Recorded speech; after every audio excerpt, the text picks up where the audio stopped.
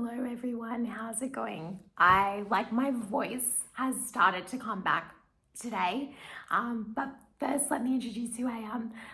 My name is Alicia Louise Lillington. I'm a 33-year-old mum of one. She's 14 months old, and I was recently diagnosed with Hodgkin lymphoma about 2 months ago. I think I was diagnosed. And my life just completely changed probably about 3 months ago when we started to find the biopsy and some investigations and saw everything that was going on.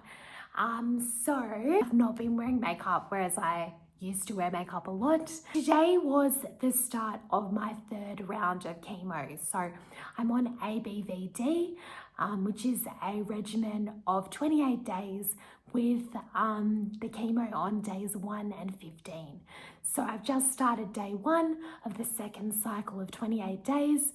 My doctor and my hematologist are expecting that with my treatment regime, it will be 4 rounds of 28 days at this stage, which means 3 sessions out of 8 so far, and then the next session would be potentially halfway. After that next chemo, they'll do another PET scan and we'll see how things are tracking from there. I have lost a lot of hair. You can see the balding on top. That was quite confronting last week. It just started getting really matted. And I thought it was funny at first. I was like, I'm an 80s rock star. This is like so cool. Like, you know, living my best life and as an 80s rock star. But the matting just wouldn't go away. I went to the hairdresser, and I have the most beautiful hairdressers, and I had 2 lovely ladies working on my hair for 2 hours trying to get the matting out. And then after that, I worked on it for another 3 hours myself. My sister came over for 3 hours and worked on it too. And then I went over to my sister-in-law's and she worked on it for 3 hours. And then there was still, and like, it was just so clumped together. Like, and I didn't expect that. I thought I could keep my hair for longer if I didn't brush it and didn't wash it, which is like against what I usually do. I usually like take really good care of myself. I usually have really long hair. It is shorter, and it's probably about 25% of what it usually is, the volume, but I've had braids in and it looks like I've got a bit of volume. So I've had a braid in for the last few days, and that's been really good. It's just helped me, it's helped to cover up this part as well. Particularly it was like Mother's Day and I just wanted to have that covered. So yeah, like, I don't know what it is, but I just want to, like, I haven't felt compelled yet to have that moment where I shave my hair, and maybe that's because I'm stubborn or defiant, and I've always been that way as a mum and giving birth, and even to an extent I had to be a bit of an advocate and speak up for myself to get this diagnosis in the first place. So like, it definitely is falling out a lot, and that is confronting. But yeah, I just don't feel like shaving it, and that's my choice for now. Maybe I will get to the point where I do. It was really confronting with getting all that matting out and realizing there were big bald spots there because I didn't really know. My sister-in-law was like, look, there's a big clump of hair. Do you want to see it? And I was like, yeah, I want to see it. I don't mind. And then realizing that, a lot had come out. I had, like, in my 2nd round, after the 2nd chemo, it's like the rounds, and then there's 2 chemos each, it's like the cycles, and there's 2 chemos each cycle, so it's always hard to refer to, but basically I'll just say week after chemo number 2, I noticed some chest pain again on the same days of this cycle that I had last time. I did contemplate going into the ED, but found that I could take baths, I could put heat packs on the chest pain. They're thinking that it could be musculoskeletal related with my chest pain that I'm getting. I also debated over that 2 weeks whether I should continue with Zoladex So Zoladex is a medication that puts you into a temporary menopause. But basically, I went from breastfeeding a 14-month-old baby, and I breastfed that whole time. I had a great breastfeeding journey, and I'm really blessed to have been able to do that. I loved breastfeeding. I loved feeling close to my daughter. And then all of a sudden one day they're like, yeah, you're going to have to stop. So that was really sudden. And to go from that and then for them to say, you know, we started having the IVF conversation, like whether I'd freeze my eggs, which I didn't decide to do because if I did that, it would delay chemo. I didn't want the cancer to progress. And I'd rather be here and cancer-free than delaying. And they offered me this medication called Zoladex, but pretty much they were like, you're going to have to start it really soon because you're about to start chemo. So you'll have to like get the injection today. I said I would go home and think about it. And then I did go back to the hospital and get it.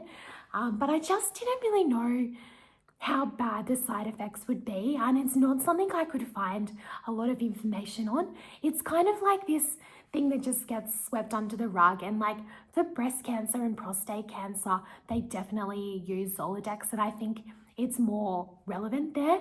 But for Hodgkin lymphoma, it's more of an option to preserve your fertility. Look, I went away and did a lot of research on this, and please, I'm not a medical professional at all. I'm just here sharing my thoughts on what I went through, and I couldn't find that information out there. But I went to academic journals, I looked at studies. I just didn't find that there was enough evidence out there to support whether this was like something I'd really need and really, you know, that would help my fertility chances. I went to some Lymphoma Australia support groups as well, and there was one with Dr. Nicole Wong, who is the head haematologist at Concord Hospital in Australia. And she said the results of those studies are inconclusive. So it's like, what are you supposed to do as a patient when the results from like an amazing, very experienced doctor are inconclusive? But I would just like, you know, if someone's out there trying to make that decision, just do your research and look at like peer-reviewed sources, look at academic journals, chat to like your hematologist and your doctor. That's what I did. I also chatted to my GP about it. Like I just booked in a follow-up with her about all this stuff that's going on, and I just vented to her about having to be in the ED at Easter, and you know, my life's upside down, and like I'm not working, and I feel mum guilt, and I feel all these things, and my life's completely changed. And I also just said to my GP, like, is that normal to come and like chat to you about that? She did talk about anxiety with me, and she referred me to a really cool program called This Way Up. So I'm doing that. Yeah, and she did sort of talk about medication for anxiety and depression. For me, I don't feel like I need antidepressants, and I feel like I know my body enough. And I feel like with walking and stopping, like going out walking every day and eating a healthy diet, and also for me, like if I'm off this drug that's impacting my hormones, I want to see how I'll go. I feel like I'm in a safe position. I do feel anxious, but I think I'm always a bit of an anxious person too, like, and that's why like life is so hard for me. I overthink the smallest thing. Like, you probably don't know that about me because, you know, I don't necessarily put it online, but the hardest thing with this like journey of Hodgkin lymphoma is like, I thought I overthought everything to the point where if I overthink about something, it's not going to happen to me. But that wasn't true. I never thought that this would happen now. So yeah, that's something to think about. And like, obviously chat to your health professional. And if you're in, you know, a similar state, really assess, trust your intuition though. And like, everyone's got their own mental health journey. I think it's so important to talk about. But for me, it's really just been about taking a step back and looking and just thinking what's right for me, and also trusting my intuition. And I do believe, like, I mean, I'm very big on the medical aspect, and I will go with like the health professionals' recommendations, which is why, and I definitely think you should do that, which is why, you know, when they said the results of Zoladex are inconclusive, I'm going to trust that. But paired with the medical side. I'm trying to say this in the right way because I don't want to come across as against medicine. I think medicine's great. I think I'm very lucky to live in Australia. Our healthcare system has been so good, and I feel so grateful that we caught this Hodgkin lymphoma when we did. There's always things to be grateful for. But basically, I do want to say something, just touch on also faith. And I do have faith. I don't necessarily know exactly what that aligns to, but I feel supported by so many friends, acquaintances, people out in the community who just have good wishes. And I also am mindful. I don't want to be oh, hey everyone, I've got cancer. Some days I just want to be a normal person and I don't want to talk about it. And so I started posting a few things and they were quite vulnerable, but to me that was the side of me that needs to help everyone and needs to share to just get it off my chest. And also someone out there might relate. And I did get people messaging back saying that they did relate to things I was going through. And I know that a lot of people have a challenging journey out there, but they don't have a voice to speak. And this is kind of a theme throughout my life, is I've been a public speaker. I like to speak up for those who don't feel comfortable doing it. I've literally had vocal palsy and lost my voice through this experience. So I know what it's like to not be able to talk. And that's been so frustrating, especially wearing a really heavy mask and people can't hear you. I try to call up Centrelink to see what I'm entitled to, which I've never accessed very much, by the way. But I'm just okay, let's try. And the person's sorry, it's a bit hard to hear you. They're so nice. But then some other appointments you call up or just go into and the person's sorry. And I have to pull my mask down, but I've been told to wear that. So that's really, really hard. And so I'm thinking about accessibility so much more. Siri doesn't recognize my face because I was, having some good makeup days in the past and a different look. And now I'm embracing a new look and that's fine. And then secondly, my voice, if I say, hey Siri now, it doesn't recognize my voice because it's changed. And that's something I do in my day job, thinking about IT systems, how they're best fit for purpose for people. And so I do see lots of tie-ins. I do see things in the healthcare system that need to be improved. And I just want people out there to feel comfortable. If you feel sick and you need to go to a doctor, don't worry about, that you're burdening them. That's something I've really struggled with. I really struggle with asking for help. And even my cancer care coordinator, I've texted her all kinds of things from heavy bleeding to constipation. Sorry for the people that are a bit conservative, because I do have some conservative friends, but I've also got friends who are quite liberal. So, we've got everyone here. So just bear with me if you don't like that sort of stuff. But, I've had all kinds of things and I can just text her. But then there's sort of a point where you're I've messaged her so much about all these different things and I don't want to bother her. But when I chatted to the hematologist and a couple of healthcare professionals, they're that's what they're there for. Definitely reach out if something feels wrong. So that's been a whole other journey of advocating for myself and everything like that. I found today has been one of the most emotional days to date. I think the fact that I'm starting to lose my hair,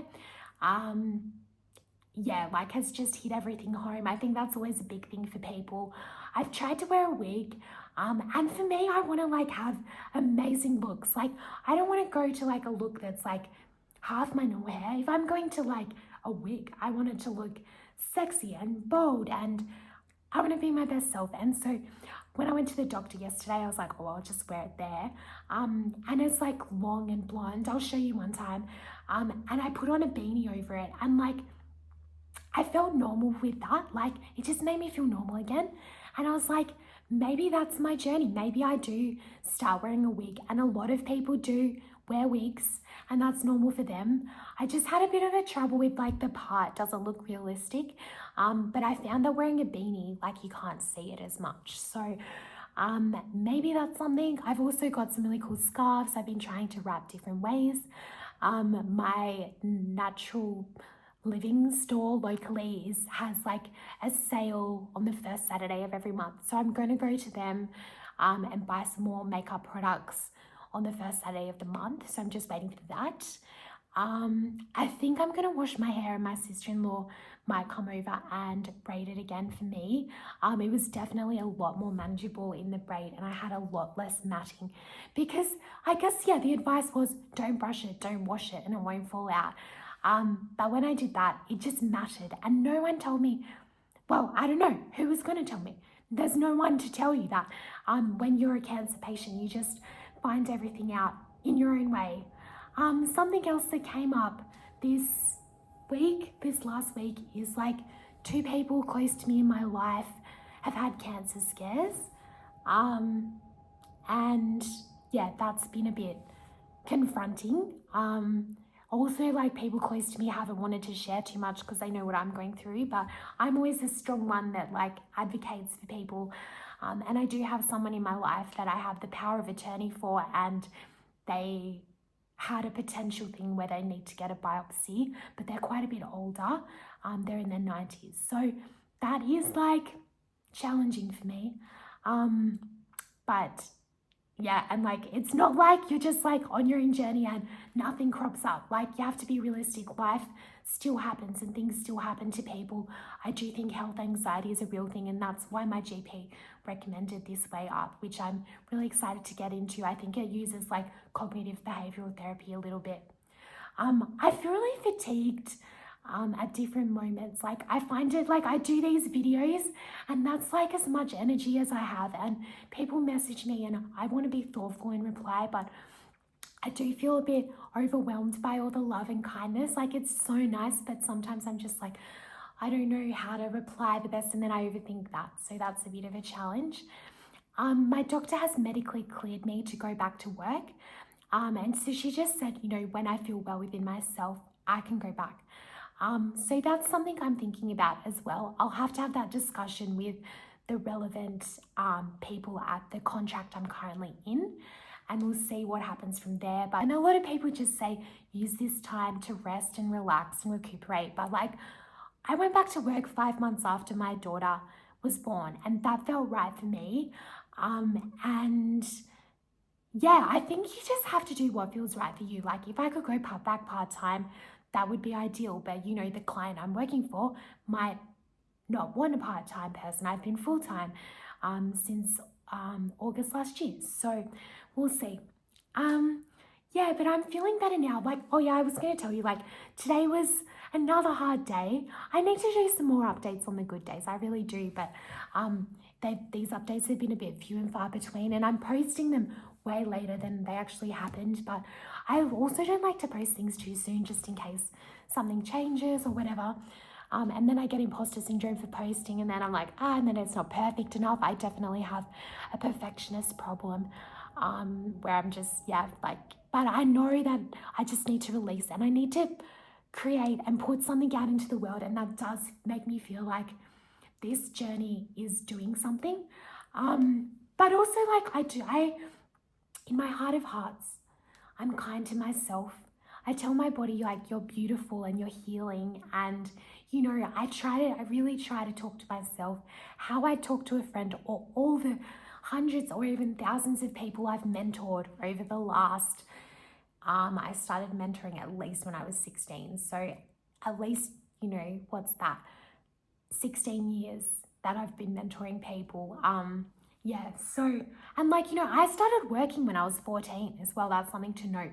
So, and like, I did performing and like public speaking since I was 10. So and like 14 was when I started, and like, I've worked very, very hard. Like, that's just how I am. And I always thought, you know, I'm working hard for a rainy day, and maybe this is my rainy day, and maybe I just need to be under the umbrella on the rainy day. Something else I'll flag is, like, I didn't have income protection. I definitely would encourage you to get income protection, or just look into it if that's something for you. Even if you're not sick right now, it would just have helped so much, particularly for my job situation. So I'm not a financial planner. I'm not a super planner. Actually, I should caveat all that stuff. But if you're not in a permanent role like me, that could have been something. They actually gave me this like letter and they were just like, you can't apply for income protection for 10 years because you have lymphoma. And I was like, great, okay. So then I was like, maybe I can chat to them and reduce the amount of years. I don't know. I'm going to chat to a financial planner, and that's what you should do as well. Don't take advice from me. I think that's like everything that I'll say for now, because I can hear my husband and Bubba arriving home, and we're gonna have some dinner and go to bed. I'm absolutely exhausted. Also Eurovision semi-finals were this morning, so I was up early to watch a little bit of that. Just love Eurovision. That's like my guilty pleasure thing that makes me happy. So yeah, I'll chat to you later. I hope all is well with you. Sending so much positivity, love, support out into your life and happiness. And I hope that made you smile a little bit. Hope you have a great evening, day, night, whatever you're doing. Ciao.